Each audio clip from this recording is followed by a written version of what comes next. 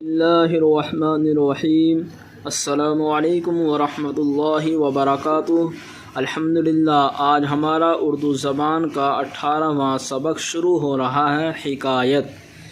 کوئی شکاری ایک تنگ منہ والے برتن میں تھوڑی سی مٹھائی ڈال کر چپکے سے جنگل میں رکھ آیا۔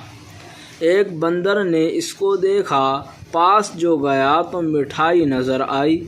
فوراً برتن کے منہ میں ہاتھ ڈالا اور مٹھی بھر کے مٹھائی نکالنی چاہی، لیکن اب نکلے تو کیوں کر نکلے؟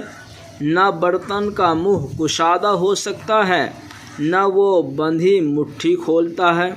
اس کو نہ طمع اجازت دیتی ہے یعنی لالچ، طمع یعنی لالچ، نہ عقل رہنمائی کرتی ہے کہ مٹھائی سے دستبردار ہو اور اپنی جان بچائے۔ آخر شکاری آیا اور بندر کو گرفتار کر لیا۔ بعینہ یہ مثال ان لوگوں پر صادق آتی ہے جو مال کی محبت میں مبتلا ہو جاتے ہیں، یہاں تک کہ وہ بڑا صیاد یعنی موت ان کو گرفتار کر کے لے جاتا ہے۔ فوراً اسی وقت طمع، لالچ، رہنمائی، راستہ دکھانا، دستبردار ہونا، راستہ چھوڑ دینا۔ بعینہ ٹھیک اسی طرح صادق سچا، مبتلا پھنسا ہوا، صیاد شکاری، گرفتار قید۔ الحمدللہ، آج کا ہمارا سبق مکمل ہوا۔